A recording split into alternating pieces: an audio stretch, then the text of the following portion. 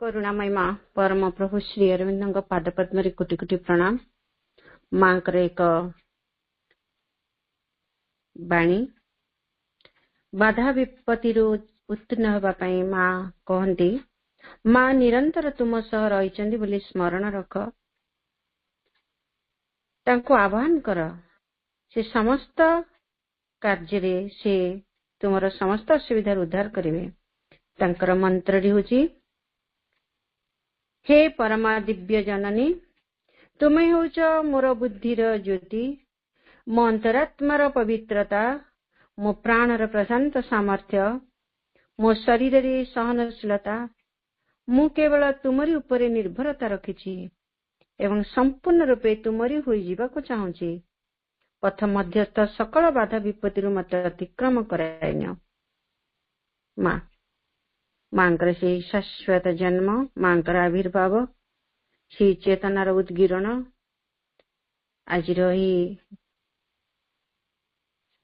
दिवसटी मां सानिध्य यही कार्यक्रम एक भक्तिर अर्घ्य निवेदन करने आम सचनी कृतिवास भाई प्रणाम भाई को अनुरोध कर एक भक्तिर अर्घ्य मां पाद पद्म निवेदन करेंगे।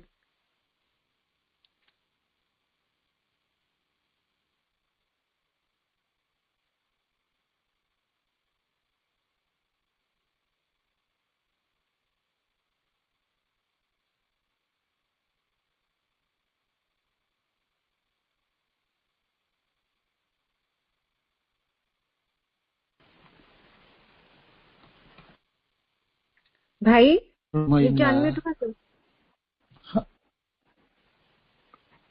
हाँ बस शुभुची। हेलो हेलो आज्ञा भाई शुभुची शुभुची नेट बेले बेले रहुनी तो भारी हैरान करुची। माँ भाई शुभुची करुणामयी माँ परम प्रभु श्री अरविंद श्री चरण कमल हृदयर कृतज्ञता भरा प्रणाम। आज शुभ संध्यार रत्नमंजरी अपांकर आईडी ऑनलाइन पाठशाला सम्मानिया पूज्या रत्नमंजरी अपा एवं आलोचना को धीमंत करी आमर प्रिय पूज्य भाई भाई देह तो असुस्थ था तथापि भाई प्रति मां पाखे कामना से सुस्थ होई आम मान पाखु आसतु एवं सहयोग कर समस्त मातृ अभिष्ट अप भाई को मोर आंतरिक विनम्र प्रणाम शुभेच्छा। मां आज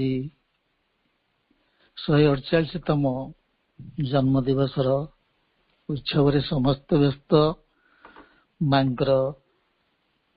पाद पद्म से एक वंदना। माँ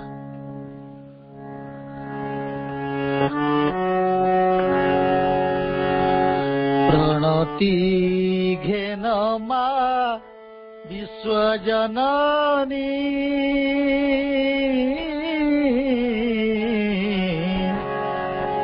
प्रणति घेन माँ विश्वजननी। आजी जन्म दिन रे, आजी जन्म दिन रे,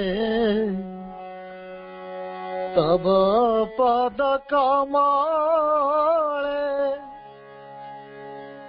भक्ति अंजलि देई करुछि दयिनी। प्रणति घेन माँ विश्वजननी,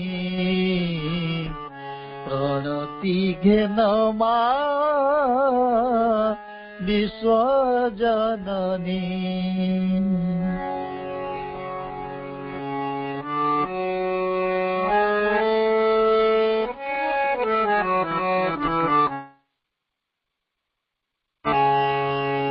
आसमा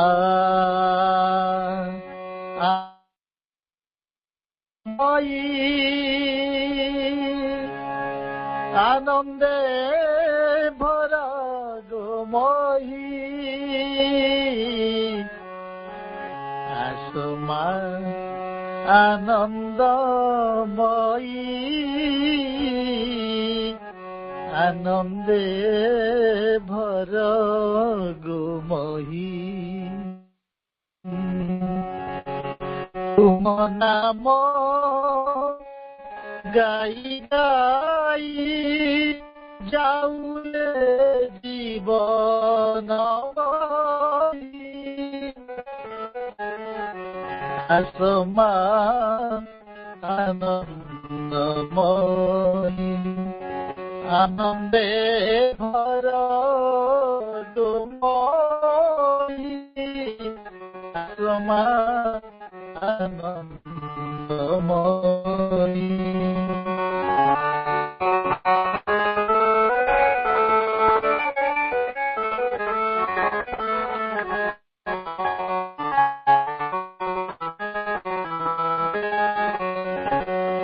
तुमरी करुणा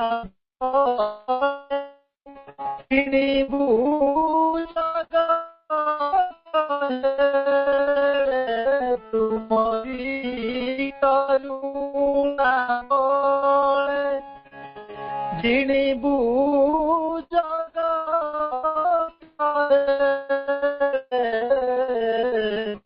तुमरी शक्ति धरी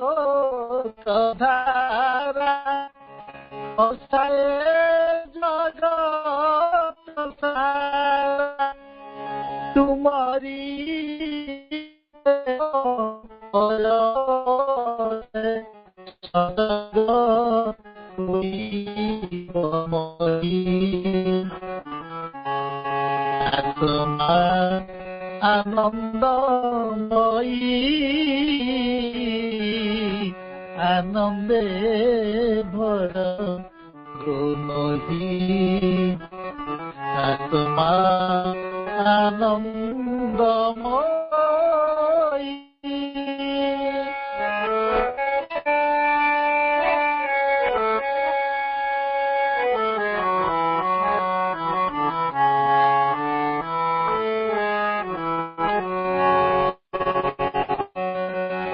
तुम्हारी चरण तले तुम्हारी चरण तले प्रणति मति भोले तुम्हारी चरण तले मति बोले डाकुची सुन माबारे डाकुची सुन माबारे तुम्हें माँ करुणामयी तुम्हें माँ करुणामयी तुम्हें करुणामयी आत्मा आनंदमयी आनंदे भर तुमयी तुम नाम गाई गाई तुम तुम नाम गाई जाऊ जीवन बही आसमा आनंदमयी आसमा आनंदमयी आनंदे भर दो आसमा आनंदमयी आसमा आनंदमयी आनंदमयी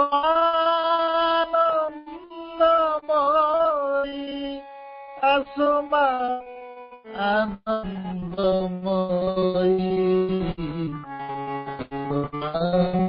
आनंदमयी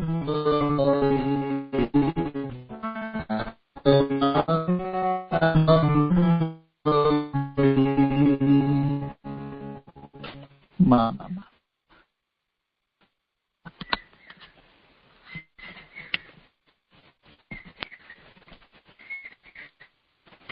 मामा मामा धन्यवाद धन्यवाद भाई। आश्रम आनंदमय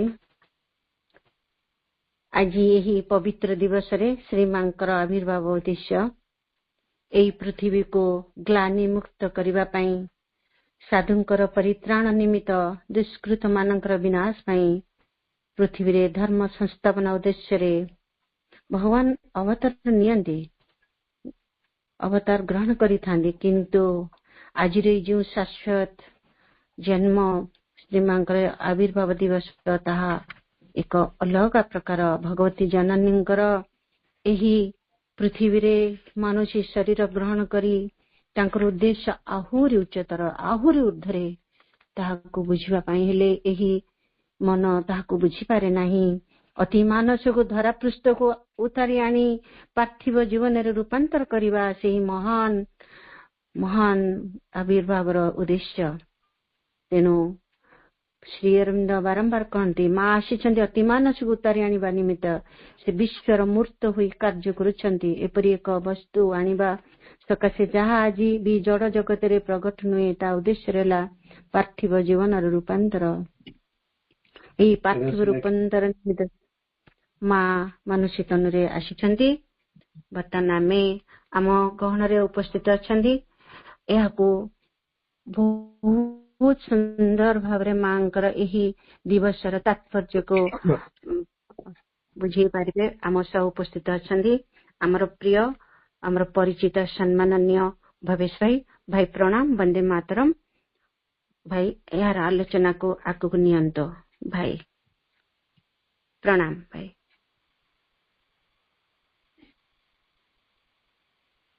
प्रणामी माँ परम प्रभु श्री अरविंद आज अनन्य दिवस एक शुभक्षण करुणामयी माँ धरावतरण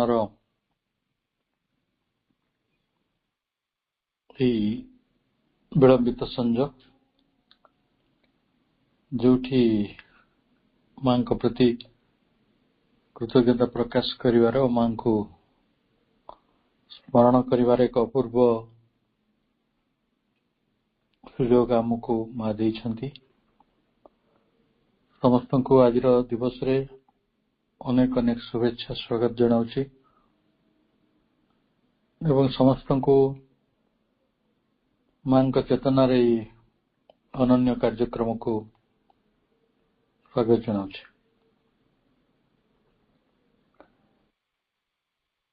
माँ कार्यटी को आम धीरे धीरे बुझा आरंभ करवा या बुझा माँ आमको सी एक्सल्टेड सी ग्रेटेंड सी हाइटेंड से आमको उच्चकित करिछंती से आमको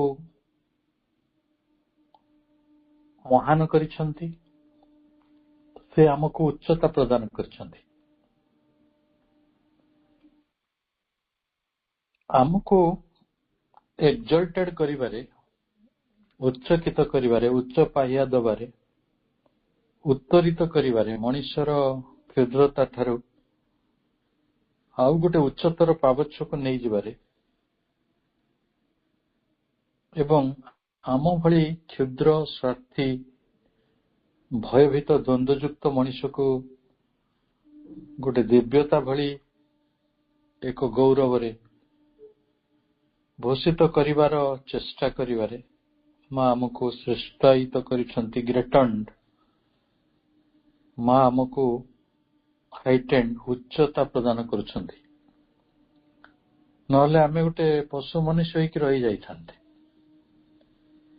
ଆମେ ଚେତନାର ଏକ ଦୁଃସାହସିକ ଅଭିଯାତ୍ରା କରନ୍ତେ ନାହିଁ, ଆମ ଚେତନାକୁ ପ୍ରସାରିତ କରନ୍ତେ ନାହିଁ, ଆମ ଚେତନାକୁ ବିଶ୍ୱାୟିତ କରନ୍ତେ ନାହିଁ, ଆମ ଚେତନାକୁ ବିରାଟ କରନ୍ତେ ନାହିଁ।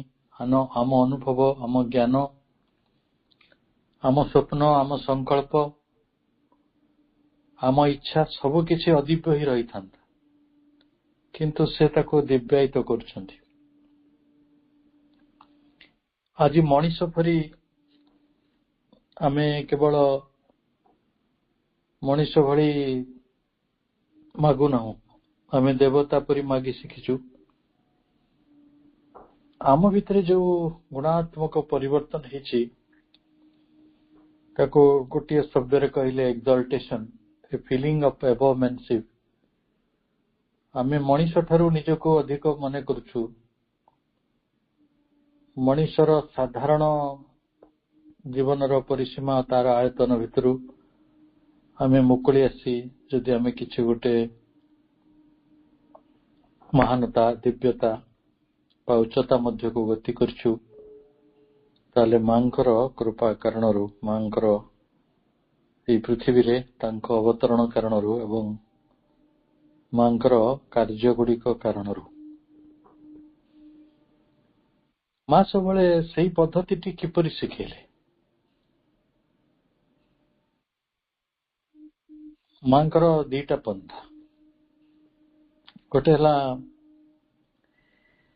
ମଣିଷ ସମର୍ପଣ କରି ଶିଖୁ, କାରଣ ଟ୍ରୁ ସରେଣ୍ଡର ଏନଲାର୍ଜେସ୍ ୟୁ। ଯଥାର୍ଥ ସମର୍ପଣ ଆପଣଙ୍କୁ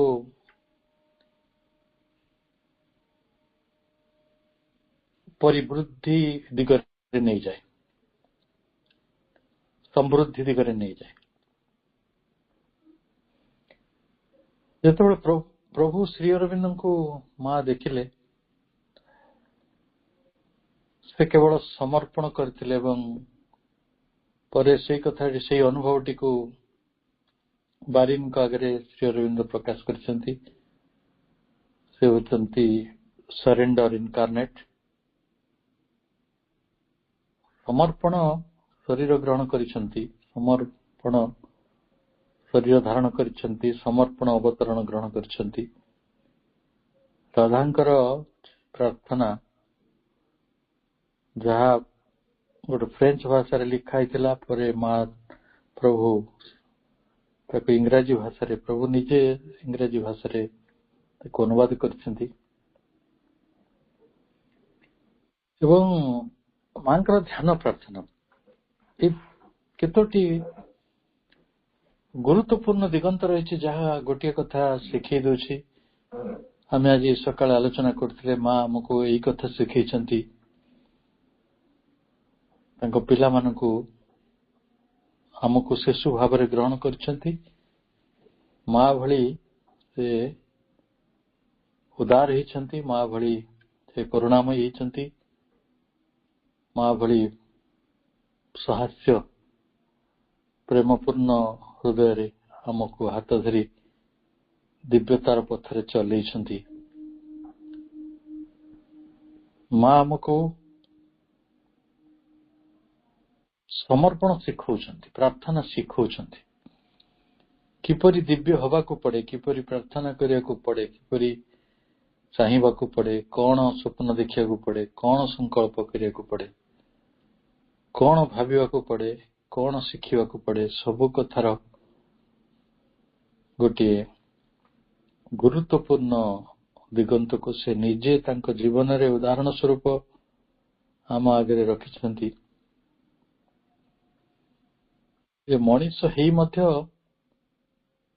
ଆମେ କିପରି ଭାବରେ ଏଇ ଏକ୍ସଲ୍ଟେସନ, ଏଇ ଏକ୍ସଲ୍ଟେଡ, ଗ୍ରେଟେଣ୍ଡ ଆଣ୍ଡ ହାଇଟେଣ୍ଡ ପଥରେ ଯାଇପାରିବା। ମାଙ୍କର ଇଏ ଗୋଟିଏ ରାସ୍ତା। ଅନ୍ୟ ରାସ୍ତା ହଉଛି ମା ଆପଣଙ୍କୁ ଇଟ୍ ଏଗ୍ରାଣ୍ଡାଇଜେସ୍ ୟୁ, ଆପଣଙ୍କୁ ଭାଙ୍ଗି ରୁଜି ଦେଇପାରନ୍ତି। ଆପଣ ଯେତେବେଳେ ଲୌକିକ ମାଙ୍କ ପାଖରେ ଥିଲେ, ଛୋଟ ଥିଲେ, ଶିଶୁଟିଏ ଥିଲେ, ଆପଣ ମାଡ଼ ଖାଇଛନ୍ତି ନା, ଗାଳି ଶୁଣିଛନ୍ତି ନା, ଦଣ୍ଡ ପାଇଛନ୍ତି କି ନାଇଁ? ସେଇ ଦଣ୍ଡଟା ହିଁ ତାଙ୍କ ସ୍ନେହ। ସେଥିରେ ଆପଣ ଡରିବା ଉଚିତ ନୁହେଁ, କାରଣ ଆମ ଭିତରେ ଥିବା ତାମସିକତା, ଆମ ଭିତରେ ଥିବା ଅହଙ୍କାର, ଆମ ଭିତରେ ଥିବା ଅଜ୍ଞାନତା, ଆମ ଭିତରେ ଥିବା ଅନ୍ଧକାରକୁ ଦୂରୀତ କରିବା ପାଇଁ ମାଙ୍କ ପାଖରେ ଅନ୍ୟ ଏକ ପନ୍ଥା ଅଛି। ତାହା ହେଲା ଯନ୍ତ୍ରଣା ଗୁଡ଼ିକ ମଧ୍ୟରେ ଆପଣଙ୍କୁ ଅଗ୍ନି ସ୍ନାନ କରାଇବା। କାରଣ ସେ ଅଗ୍ନି ସ୍ନାନ ସେ ନିଜେ କରିଛନ୍ତି। ମା ପ୍ରଭୁ ଏଇ ସଂସାରର ଅଜ୍ଞାନତାକୁ ଯେତିକି ସମ୍ମୁଖୀନ ହେଇଛନ୍ତି, ଦୁର୍ଭାଗ୍ୟକୁ ଯେତିକି ସମ୍ମୁଖୀନ ହେଇଛନ୍ତି, ଆମେ ତାର କାଣିଚାଏ ମଧ୍ୟ ହେଇପାରନ୍ତି ନାହିଁ। ଏ ସବୁର ଉଦ୍ଦେଶ୍ୟ କଣ? ସବୁ ରାତ୍ରିର ସେଇ ଗୋଟିଏ ଉଦ୍ଦେଶ୍ୟ ସକାଳ ଆଡକୁ ଯାତ୍ରା କରିବା। ଗୋଟେ ପାହାନ୍ତି ପହର ଆସିବ, ଗୋଟେ ଫଜରା ଫାଟିବ, ସୂର୍ଯ୍ୟ ଉଇଁବ, ପ୍ରକାଶ ଆସିବ, ସବୁ କଥା ସୁନ୍ଦର ହେଇଯିବ। ତେଣୁ ଆମେ ଆମ ଜୀବନରେ ଅଦିବ୍ୟ ହେଇକି ଯଦି ଅଛନ୍ତି, ଏ ଗୋଟେ ସୂଚନା ଦଉଛି ରାତି ପାହିବ, ଏ ଅନ୍ଧକାର ଦୂରୀଭୂତ ହବ, ଆମେ ଗୋଟେ ସୌନ୍ଦର୍ଯ୍ୟ ମଧ୍ୟକୁ ଯିବା, ଗୋଟେ ଗୁଡନେସ୍, ଗୋଟେ ଶୁଭଙ୍କର ଅବସ୍ଥା ମଧ୍ୟକୁ ଯିବା ଏବଂ ଏହି ସବୁ ଗୁଣବତ୍ତା ବର୍ତ୍ତମାନ ପୃଥିବୀରେ ପ୍ରସ୍ତୁତ ହେଉଛନ୍ତି, ତିଆରି ଚାଲିଛି। ଦିନେ ସେଗୁଡ଼ିକ ପ୍ରସ୍ଫୁଟିତ ହେବେ, ସେଗୁଡ଼ିକ ସବୁ ଯଥାର୍ଥ ଭାବରେ ଫଳବତୀ ହେବ। ତେଣୁ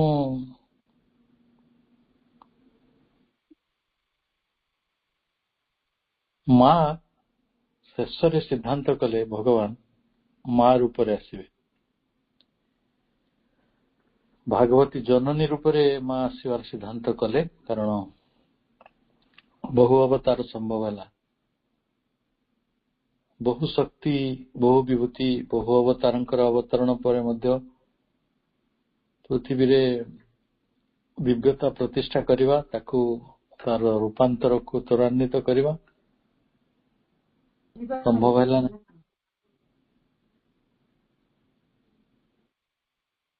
ତେଣୁ ମା ନିଜେ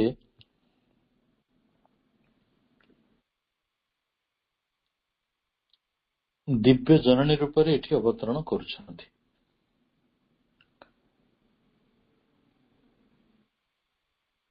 ଆମେ ସବୁ ମାଙ୍କର ସନ୍ତାନ ବୋଲି ନିଜକୁ ମନେ କରନ୍ତି। ଆମେ ଯଦି ଶ୍ରୀରାମଚନ୍ଦ୍ରଙ୍କର ଅନୁଗତ ହେଇଥାନ୍ତେ, ତାହେଲେ ଆମେ ସବୁ ଯୋଦ୍ଧା ହେଇଥାନ୍ତେ। ରାବଣ ଶକ୍ତି, ଆସୁରିକ ଶକ୍ତି ବିରୁଦ୍ଧରେ ବହୁ ପ୍ରତିକୂଳ ପରିସ୍ଥିତି ଭିତରେ ଆମେ ଲଢୁଥାନ୍ତେ। ଆଉ ଯଦି ଆମେ ଶ୍ରୀକୃଷ୍ଣଙ୍କୁ ଅନୁସରଣ କରୁଥାନ୍ତେ, ତାହେଲେ ହୁଏତ ଆମେ ଗୋପୀ ମାନଙ୍କ ଭଳି ସେଇ ବଂଶୀଧାରୀଙ୍କର ଚକ୍ରଧାରୀଙ୍କର ବିରାଟ ଶରଣ ନେଇଥାନ୍ତେ, ଆମେ ଯଦି ଯୀଶୁ ଖ୍ରୀଷ୍ଟଙ୍କର ଅନୁଗତ ହେଇଥାନ୍ତେ ବା ଅନ୍ୟ କୌଣସି ଅବତାରଙ୍କର ଅନୁଗତ ହେଇଥାନ୍ତେ, ତାହେଲେ ହୁଏତ ଆମେ ପ୍ରସ୍ତୁତ ହେଉଥାନ୍ତେ କିପରି ତ୍ୟାଗ ସ୍ୱୀକାର କରିବାକୁ ପଡେ, କିଭଳି ଭାବରେ ଫାଶୀ ଖୁଣ୍ଟରେ ଚଢି ମଧ୍ୟ କ୍ରସରେ ଝୁଲି ମଧ୍ୟ ଅନ୍ୟମାନଙ୍କୁ କ୍ଷମା କରିଦେଇ କରୁଣାର ପଥ ଚାଲିବାକୁ ପଡନ୍ତା। କାରଣ ଅବତାର ତ ପ୍ରଥମ ଥର ପାଇଁ ପୃଥିବୀକୁ ଆସିନାହିଁ, ବହୁ ଅବତାରରେ ଆସିବା ପରେ ମଣିଷକୁ ଭିନ୍ନ ଭିନ୍ନ ପନ୍ଥାର କଥା ଶିଖେଇଛନ୍ତି ସେ, କିନ୍ତୁ ଏଇଠି ମା ସମର୍ପଣ ଶିଖଉଛନ୍ତି, ଯଦି ଆପଣ ମାଙ୍କର ପିଲା ତାହେଲେ ମା ଆପଣଙ୍କ ଠାରୁ କଣ ଚାହିଁବେ? ମା ଆପଣଙ୍କ ଠାରୁ କିଛି ଚାହୁଁନାହାନ୍ତି, ମା ଯାହା ଦବାକୁ ଚାହୁଁଛନ୍ତି ଆପଣ ଗ୍ରହଣ କରନ୍ତୁ, ସେଇ କଥାରେ ଚାହାନ୍ତି। ଇଏ ଅପୂର୍ବ କଥା। ଏଇଠି ହିଁ ପ୍ରକୃତରେ ଆଧ୍ୟାତ୍ମିକ ଚେତନାଟି ଦୋହଲି ଯାଏ। ମା କହୁଛନ୍ତି ସିମ୍ପଲି ଟୁ ରିସିଭ୍ ମାଇ କେୟାର, ମୁଁ ତୋର ଯତ୍ନ କରୁଛି, ମୁଁ ତୋର ଉପଚାର କରୁଛି, ମୁଁ ତୋତେ ସ୍ନେହ ଦଉଛି, ମୁଁ ତୋତେ ଭଲ ପାଉଛି, ତୁ କେବଳ ସେଇଟାକୁ ଗ୍ରହଣ କରିବୁ। ଟୁ ରିସିଭ୍ ମାଇ ଲଭ୍, ମୁଁ ଭଲ ପାଉଛି, ମୋ ଭଲ ପାଇବାଟାକୁ ତୁ ଗ୍ରହଣ କରିବୁ। ତେଣୁ ଆପଣ ଭଲ ପାଇବାଟିକୁ ଗ୍ରହଣ କରିବା ପାଇଁ ହେଲେ, କାହାରି ଯତ୍ନଟିକୁ ଗ୍ରହଣ କରିବାକୁ ହେଲେ ଇଏ କଣ ସହଜ କଥା ନା କଣ? ଯଦି ସେପରି ହୋଇଥାନ୍ତା, ଆମେ ମାଙ୍କର ସ୍ନେହଟିକୁ, ମାଙ୍କର କୃପାଟିକୁ, ମାଙ୍କର ଭଲ ପାଇବାକୁ ଗ୍ରହଣ କରି ନଉଥାନ୍ତେ, ମା ଯୋଉ ଆମକୁ ଯତ୍ନ କରୁଛନ୍ତି, ମା ଯୋଉ ଆମର ଶୁଶ୍ରୂଷା କରୁଛନ୍ତି, ମା ଯୋଉ ଆମକୁ ଏତେ ଭଲ ପାଉଛନ୍ତି, ଆମେ ଯଦି ତାକୁ ଗ୍ରହଣ କରିପାରୁଥାନ୍ତେ ତାର ତ ସମସ୍ୟାର ସମାଧାନ ହେଇଯାନ୍ତା। କିନ୍ତୁ ହଉନାହିଁ, କାରଣ ମାଙ୍କୁ ଗ୍ରହଣ କଲା ଭଳି ଗ୍ରହଣଶୀଳତା ଆମ ପାଖରେ ନାହିଁ, କି ମାଙ୍କୁ ନିଜର କରିବା ଭଳି ଆମ ପାଖରେ କୌଣସି ଉନ୍ମୁକ୍ତତା ନାହିଁ। ଶ୍ରୀ ଅରବିନ୍ଦ ସବୁବେଳେ ଗୋଟିଏ କଥା କହୁଥିଲେ, ମଣିଷ ମାଙ୍କୁ କିପରି ଗ୍ରହଣ କରିପାରିବ। ଏକରେ ସେ ମାଙ୍କୁ ଏ ଜଗତକୁ ଚିହ୍ନେଇ ଦେଇଥିଲେ। ଏଇଟା ହେଲା ଶ୍ରୀ ଅରବିନ୍ଦଙ୍କର ସର୍ବଶ୍ରେଷ୍ଠ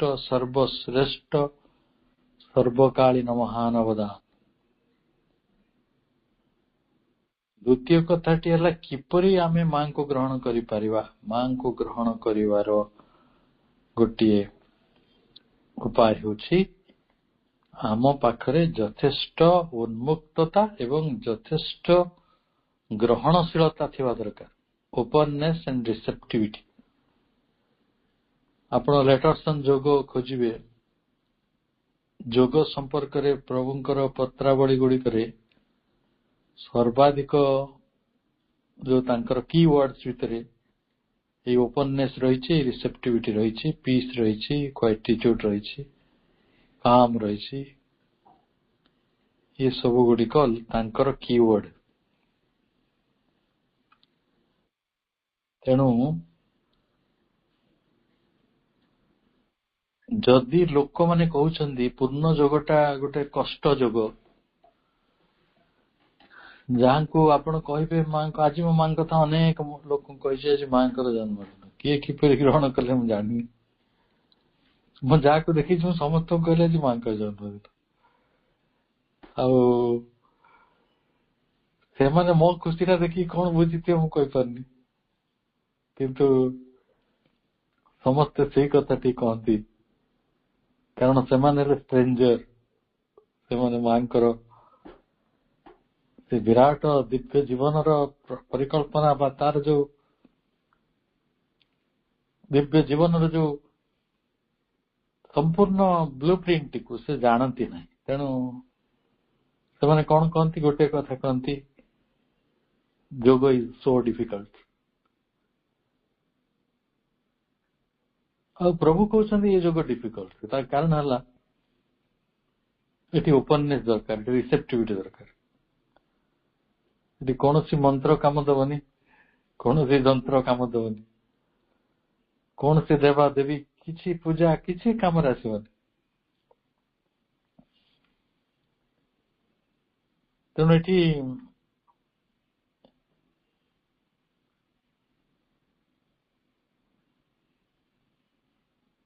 ଯଦି ଏ ପଥଟି କଷ୍ଟ, ତାହେଲେ ଆମେ ଗୋଟେ ବିଚାର କରିବା କି ଏଇ ପଥରେ ସତରେ ଆମେ ଚାଲୁଛୁ ତ? ସେଇ ମାଙ୍କର ପ୍ରେମକୁ ଗ୍ରହଣ କଲା ଭଳି ଆମ ପାଖରେ ଗ୍ରହଣଶୀଳତା ଅଛି ତ? ତେଣୁ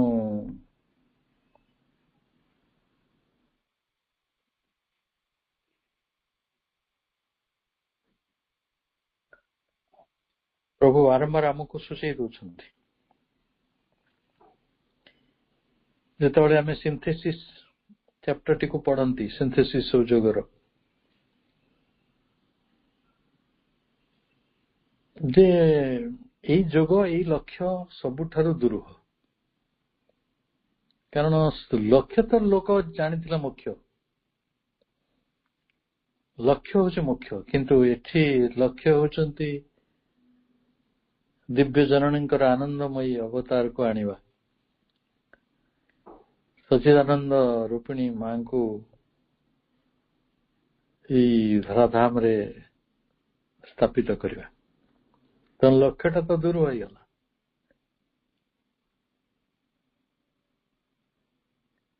ତେଣୁ ଏଇଠି ମାର୍ଗଟି ମଧ୍ୟ ଭାରି ସ୍ୱତନ୍ତ୍ର। ଯେଭଳି ଓପନିଂ, ଯେଭଳି ରିସେପ୍ଟିଭିଟି, ସେଇଭଳି surrender is its beginning and surrender is at the end. ଏଠି surrender is the first word and surrender is the last word. ସମର୍ପଣ ହେଉଛି ପ୍ରଥମ ଶବ୍ଦ, ସମର୍ପଣ ହେଉଛି ଶେଷ ଶବ୍ଦ।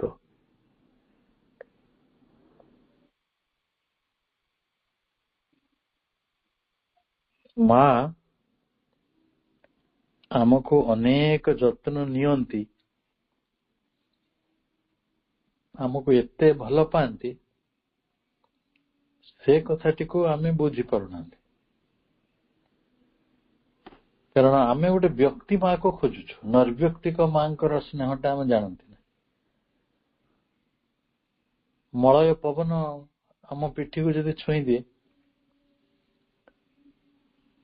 ମଳୟ ପବନ ଯଦି ଆପଣଙ୍କ ଆଲୁଳାୟିତ କେଶକୁ ସଜାଡି ଦିଏ, ତାହେଲେ ଆମେ କୋଉ ଆଙ୍ଗୁଳିକୁ ଅପେକ୍ଷା କରିଛନ୍ତି? ଆମେ ଗୋଟେ ମଣିଷକୁ କାହିଁକି ଅପେକ୍ଷା କରନ୍ତି? ମା କଣ ଯଥେଷ୍ଟ ନୁହନ୍ତି? ତେଣୁ ଶ୍ରୀ ଅରବିନ୍ଦ ଯେ ନିଜେ ଏ ପୃଥିବୀର ଜଣେ ଶ୍ରେଷ୍ଠ ତପସ୍ୱୀ, ଶ୍ରେଷ୍ଠ କାହିଁକି ନା ଅଶ୍ୱପତି ରାଜାଙ୍କ ଜରିଆରେ ସେ ଯେଭଳି ଆଲୋକ କନ୍ୟା ସାବିତ୍ରୀଙ୍କୁ ଆଣିଛନ୍ତି, ସେ ନିଜର ତପସ୍ୟା ବଳରେ ସେଭଳି ମା ଶ୍ରୀମାଙ୍କୁ ଆଣିଛନ୍ତି। ଆଣିବା ପରେ her kindly care was a sweet temperate son.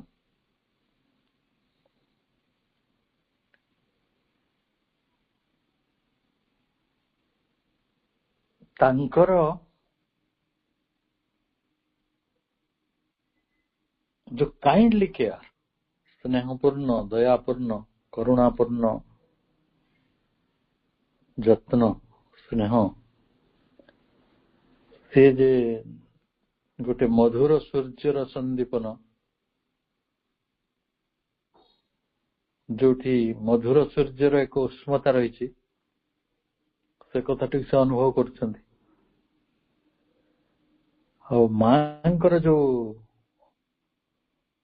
ଯୋଉଟା ରୁଚି ଥିଲା, ମାଙ୍କର ଯୋଉ ଆଗ୍ରହ ଥିଲା, ମା ଯୋଉ କଥାକୁ ଚାହୁଁଥିଲେ ସେଗୁଡିକ ମଣିଷର ଚାହିଁବା ନୁହେଁ। ସେଥିପାଇଁ ପ୍ରଭୁ ବର୍ଣ୍ଣନା କରୁଛନ୍ତି ହାର ହାଇ ପେସନ। ଆମ ପେସନ ଗୁଡିକୁ ଲୋ ପେସନ କହିଦେଲେ ବି କିଛି କ୍ଷତି ନାହିଁ। ଆମେ ଟଙ୍କା ପଇସା, ଘର ଦ୍ୱାର, ସମ୍ପର୍କ ଏଗୁଡା ଖୋଜୁଥାଉ, ପୁଅ ନାତି, କିନ୍ତୁ ମା ସେପରି ଚାହିଁ ନାହାନ୍ତି। ମାଙ୍କର ହାଇ ପେସନ ରହିଥିଲା। ସେ ହାଇ ପେସନ ର କଥା ଗୁଡିକ ସେ ତାଙ୍କର ଧ୍ୟାନ ପ୍ରାର୍ଥନାରେ ଲେଖିଛନ୍ତି। ସେଗୁଡିକ ହଉଛି ନୀଳ ସ୍ୱର୍ଗର ସମତ୍ଵ, ଏ ବ୍ଲୁ ହେଭେନ୍ସ ଇକ୍ୱିଫୋର୍ସ। ଆମକୁ ଆମ କାମନା ଗୁଡିକ ଅସ୍ଥିର କରୁଥିଲା ବେଳେ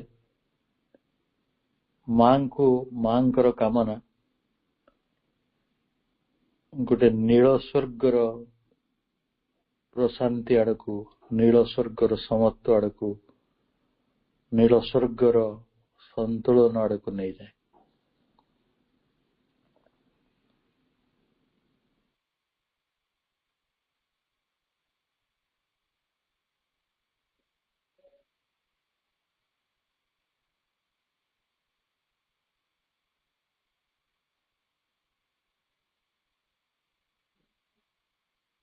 ଆଉ ଆମେ ଯୋଉମାନେ ପୃଥିବୀରେ କେତେ ଜଣ ଏକ ଅମାପ ଅତୁଳନୀୟ ଭାଗ୍ୟ ପାଇଛନ୍ତି, ଅତୁଳନୀୟ ଭାଗ୍ୟ, ଯୋଉମାନେ ଆଜି ହୁଏତ ଦୁର୍ଭାଗ୍ୟ ସହିତ ଲଢି ପାରି ନାହାନ୍ତି, କିନ୍ତୁ ଦୁର୍ଭାଗ୍ୟ ସହିତ, ଅନ୍ଧ ନିୟତି ସହିତ, ମୃତ୍ୟୁ ସହିତ, ସୃଷ୍ଟିର ଆଇରନ୍ ଲ, ଯୋଉ ଲୌହ ନିୟମ ସବୁ ରହିଛି ତାକୁ ଭାଙ୍ଗିବାକୁ ଯୋଉମାନେ ମାଙ୍କ ସହିତ ଚାଲିବା ପାଇଁ ସମ୍ମତ ହେଇଛନ୍ତି, କେବେ ମାଙ୍କ ପାଖକୁ ଯାଇଛନ୍ତି, ସେମାନେ ଏଇ କଥା ସବୁ ଅନୁଭବ କରନ୍ତିନି କି ଆପଣଙ୍କ ଆତ୍ମା ଏକ ସରାହତ ପକ୍ଷୀ, ଯୋଉ ପକ୍ଷୀ ଗୋଟେ ଆଶ୍ରୟ ଖୋଜୁଛି। ଗୋଟେ ସରାହତ ପକ୍ଷୀକୁ କେବେ ଦେଖିଛନ୍ତି? ସେ ଦଳ ଭିତରେ ରହିପାରିବନି, ହଣ୍ଟେଡ ବାର୍ଡ। କୋଉ ଗଛ ଡାଳରେ ବସିବାକୁ ତାର ମନ ହବନି, ସେ କେବଳ ଉଡି ବୁଲିବ, କୋଉଠି ବି ସେ ଭରସା ପାଇବନି।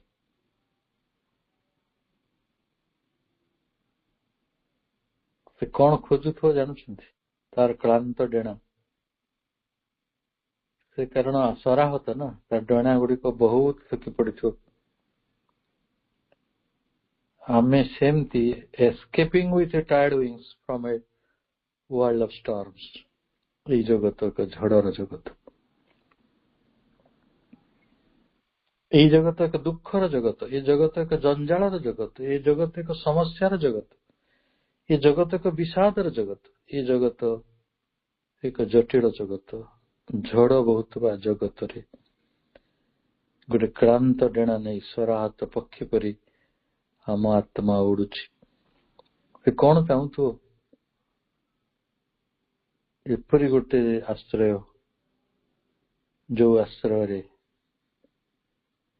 ତାର ସରାହତ ହବାର ଯନ୍ତ୍ରଣା ଉପଶମ ହୁଅନ୍ତା, ତା କ୍ଳାନ୍ତ ଡେଣାର କ୍ଳାନ୍ତି ଦୂର ହୋଇଯାନ୍ତା, ବିନା କାରଣରେ ଝଡ ବିରୁଦ୍ଧରେ ଉଡି ବୁଲିବାର ଆବଶ୍ୟକତା ଗୁଡିକ ବି ନଥାନ୍ତା।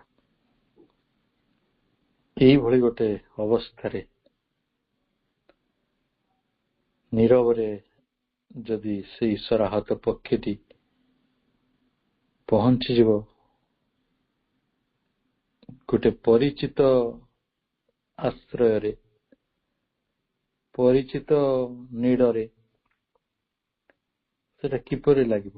ଗୋଟେ ପରିଚିତ ଛାତି ଏକ ପରିଚିତ ଆଶ୍ରୟ, ଏ କ୍ୱାଏଟ୍ ରିଚ୍, ଆପଣ ନୀରବରେ ସେଇଠି ପହଞ୍ଚି ଯାଇଛନ୍ତି। ଭାଇ ଭଉଣୀ ମାନେ, ଆଉ ଥରେ କହିଦଉଛି, ଏଇ ସଂସାରର ଯେତେ ଝଡ଼ ବହୁଛି, ଏଇ ସଂସାରରେ ଆମେ ଯେତେ ଥର ସରାହତ ହଉଛୁ, ଆମ କ୍ଳାନ୍ତ ଡେଣା ନେଇ ଆମେ ଯେତେବେଳେ ଥକି ପଡୁଛୁ, ଯଦି କୌଣସି ଗୋଟେ ଜାଗାରେ ଆଶ୍ରୟ ପାଇବାର ଗୋଟେ ସମ୍ଭାବନା ରହିଛି, ତା ହଉଛି ମାଙ୍କର ସେଇ ପରିଚିତ କୋଳ, ମାଙ୍କର ସେଇ ପରିଚିତ ଛାତି। ତାଙ୍କରି ଆଡକୁ ଯଦି ଆଉଜି ଯାଇପାରିବା, ପହଞ୍ଚି ପାରିବା, in a heaven of safety and splendid soft repose। ଏ ଆଶ୍ରୟ ଗୋଟେ କୋମଳ ଆଶ୍ରୟ, ଏକ ବନ୍ଧୁର ଆଶ୍ରୟ ନୁହେଁ, କି ଏକ ଜଟିଳ ଆଶ୍ରୟ ନୁହେଁ, କି କଠୋର ଆଶ୍ରୟ ନୁହେଁ, ଏକ ମଧୁର ଆଶ୍ରୟ। ଇଏ ପୁଣି ସ୍ପ୍ଲେଣ୍ଡିଡ, ତାର କୌଣସି ତୁଳନା ନାହିଁ, ଅତୁଳନୀୟ, ଅତୁଳନୀୟ ଐଶ୍ୱର୍ଯ୍ୟରେ ଭରା, ପୁଣି ହେଭେନ୍ ଅଫ୍ ସେଫ୍ଟି।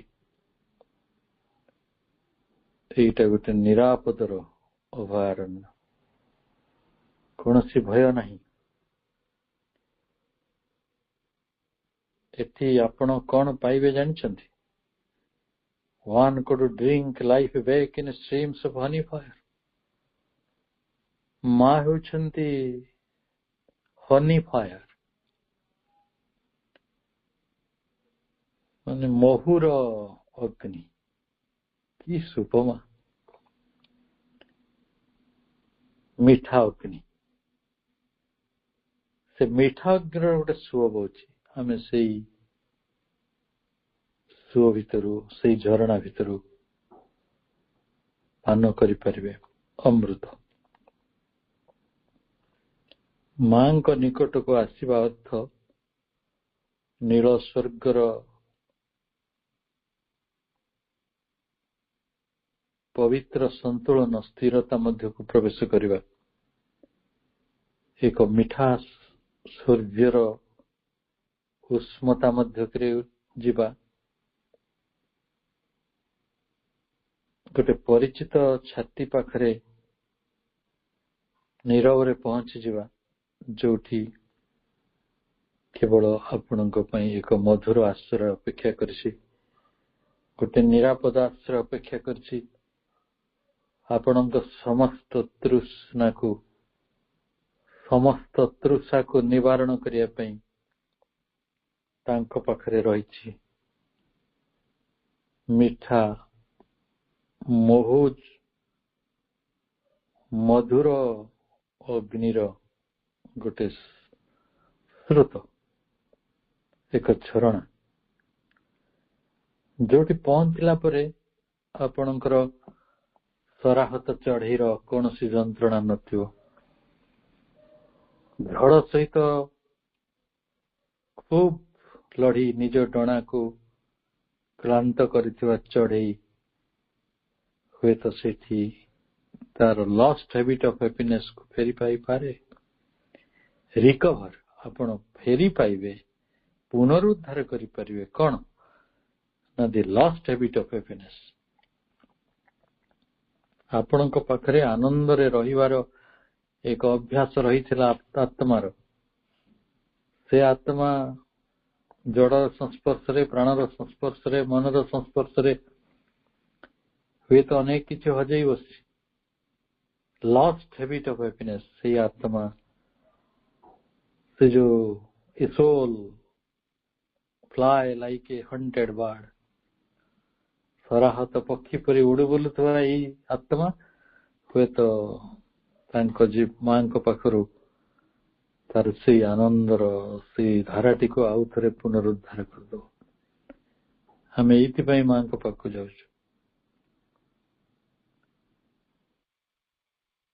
ଅନେକ ସମୟରେ ଲୋକେ ଆପଣଙ୍କୁ ପଚାରି ପାରନ୍ତି, ମାଙ୍କ ପାଖକୁ ଯାଇ କଣ ପାଉଛ? ମାଙ୍କ କଥା ଆଲୋଚନା କରି କଣ ପାଉଛ? ମାଙ୍କୁ ପଢିକି କଣ ପାଉଛ?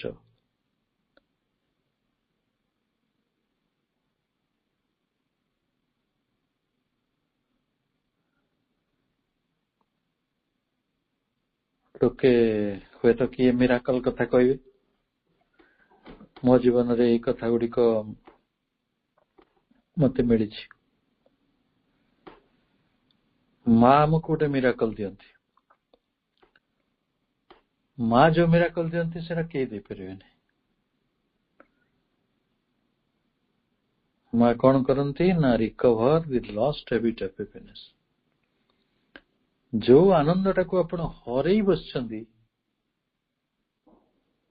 ନିଶ୍ଚେତନା କାରଣରୁ, ପ୍ରାଣ ଚେତନା କାରଣରୁ, ମନ ଚେତନା କାରଣରୁ ଆପଣ ଆତ୍ମା ଚେତନା ଭିତରେ ଚୈତ୍ୟ ଚେତନା ଭିତରେ ସେଇ ଆନନ୍ଦଟିକୁ ଫେରି ପାଇବେ। ଏଇ ମିରାକଲଟା କଣ ଗୋଟେ ଛୋଟିଆ ମିରାକଲ?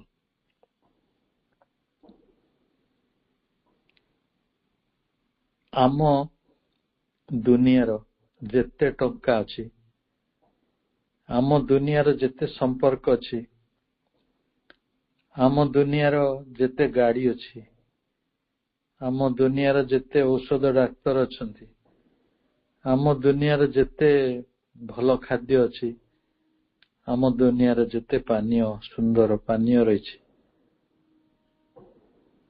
ସେ ସବୁ ଗୁଡିକ କେହି ଆମକୁ ଲଷ୍ଟ ପାରାଡାଇଜ ଫେରେଇ ପାରିବେ ନାହିଁ। ଆମେ ହଜେଇଥିବା ଅମରାବତୀ କେହି ଫେରେଇ ପାରିବେନି। କେବଳ ଯଦି ଜଣେ କେହି ଫେରେଇ ପାରିବେ, ସେ ହେଉଛନ୍ତି ମା। କାରଣ ମା ହେଉଛନ୍ତି ଡିପ୍ କମ୍ପେସନ, ଗୋଟେ ଗଭୀର ଅନୁକମ୍ପା। ସିଏ ଏ ହସ୍ଡ ସାଙ୍କ୍ଚୁରୀ, ଗୋଟେ ନିରବିତ ଅଭୟାରଣ୍ୟ ମା। Her inward help unbarred a gate in heaven. ମା ଆମକୁ ଯୋଉ ସାହାଯ୍ୟ କରନ୍ତି କୌଣସି ବାହ୍ୟ ସାହାଯ୍ୟ ନୁହେଁ। ମାଙ୍କର ସବୁ ସାହାଯ୍ୟ ଇନୱାର୍ଡ, ଆପଣଙ୍କ ଆନ୍ତରିକ ସାହାଯ୍ୟ, ସେଗୁଡିକ ସ୍ୱର୍ଗର ଦ୍ୱାରକୁ ଉନ୍ମୁକ୍ତ କରେ ଆପଣଙ୍କ ପାଇଁ। ସ୍ୱର୍ଗର ଦ୍ୱାରକୁ ମା ଖୋଲି ଦିଅନ୍ତି। Love in her was wider than the universe. এই ବିଶ୍ୱଠାରୁ ବିଶାଳ ହେଉଛି ତାଙ୍କ ପ୍ରେମ। The whole world could take refuge in her single heart. ସମଗ୍ର ବିଶ୍ୱ ତାଙ୍କରି ଛୋଟିଆ ହୃଦୟ ଭିତରେ, ତାଙ୍କର ଏକାକୀ ହୃଦୟ ଭିତରେ, ଛୋଟିଆ ହୃଦୟ ତ ନୁହେଁ, ଏକାକୀ ହୃଦୟ ଭିତରେ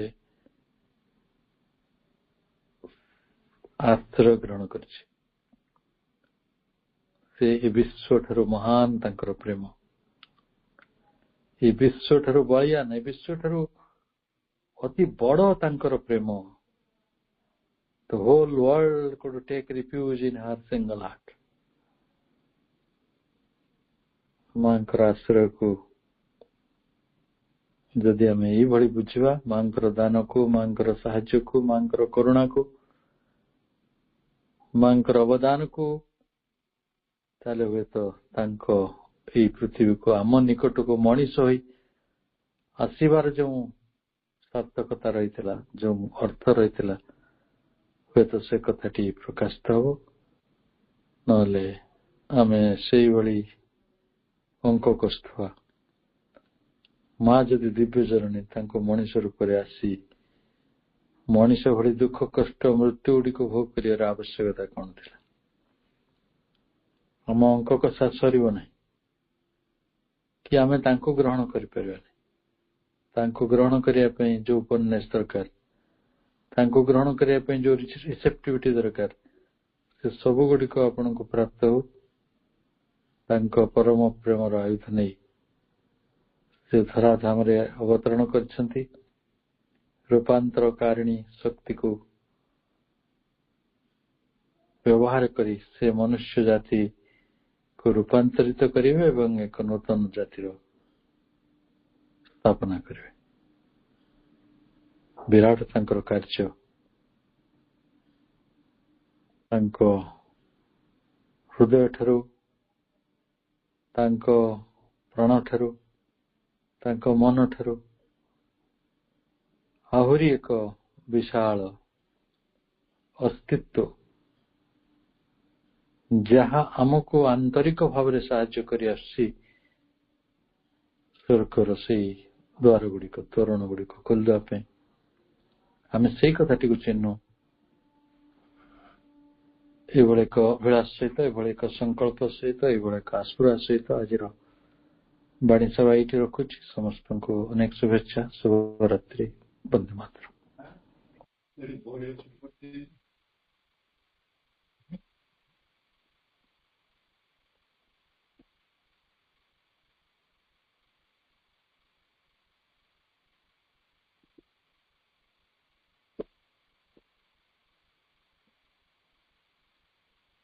ଯେଉଁଠାରେ ତାଙ୍କ ପାଦ ସ୍ପର୍ଶ କରେ ସେଇଠାରେ ଚିତ୍ତ ଉନ୍ମାଦକାରୀ ଆନନ୍ଦର ସୁରଧ୍ୱନି ପ୍ରବାହିତ ହୁଏ। ପ୍ରଭୁ ଶ୍ରୀ ଅରବିନ୍ଦ ଏକ ମହାନ କାର୍ଯ୍ୟ କରି ଯାଇଛନ୍ତି। ମାଙ୍କର ସେହି ଆବିର୍ଭାବକୁ ସେ ସୂଚାଇ ଦେଇଛନ୍ତି। ଯେଉଁଠାରେ ତାଙ୍କର ପାଦ ସ୍ପର୍ଶ କରେ ସେଇଠାରେ ଚିତ୍ତ ଉନ୍ମାଦକାରୀ ଆନନ୍ଦର ସୁରଧ୍ୱନି ପ୍ରବାହିତ ହୁଏ। ସତରେ ମାଙ୍କର ସେହି ଆବିର୍ଭାବ ଦିବସରେ ଆମ ମାନଙ୍କର କିପରି ସମର୍ପଣ ହବ ତାଙ୍କ ପ୍ରତି, ତାହା ହେଉଛି ଆମର ଏହି ମାନବ ଜନ୍ମର ଉଦ୍ଦେଶ୍ୟ। ଭାଇ ବହୁତ ସୁନ୍ଦର ଭାବରେ ମାଙ୍କର ସେହି ସାନ୍ନିଧ୍ୟରେ ଉପସ୍ଥିତ କରାଇ ପାରିଛନ୍ତି। ଭାଇ ଧନ୍ୟବାଦ। ମାଙ୍କର ଶକ୍ତି ମାଙ୍କର ସାମର୍ଥ୍ୟ ବର୍ଷି ଯାଉ ଆପଣଙ୍କର ଜୀବନରେ ଏବଂ ମାଙ୍କ ସାନ୍ନିଧ୍ୟରେ ଆମ ମାନଙ୍କୁ ଆଣିପାରିଛନ୍ତି। ସତରେ ପ୍ରଭୁ କରୁଣାମୟୀ ପରମ ପ୍ରଭୁ ଶ୍ରୀ ଅରବିନ୍ଦଙ୍କ ପାଦ ପଦ୍ମରେ କୋଟି କୋଟି ପ୍ରଣାମ କୃତଜ୍ଞତା।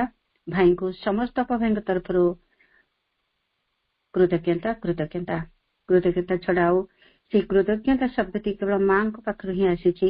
ଆଜି ମାଙ୍କର ସେଇ ଶାଶ୍ୱତ ଆବିର୍ଭାବରେ ଆମେ ମାନେ କେବଳ ତାଙ୍କ ପାଦ ପଦ୍ମରେ କୃତଜ୍ଞତା ହିଁ ଜଣାଇ ପାରିବା। ଯେତେ କୃତଜ୍ଞତା ଦେଲେ ବି ଆମ ପାଇଁ ତାହା ଅଭାବ ହୋଇଯାଏ।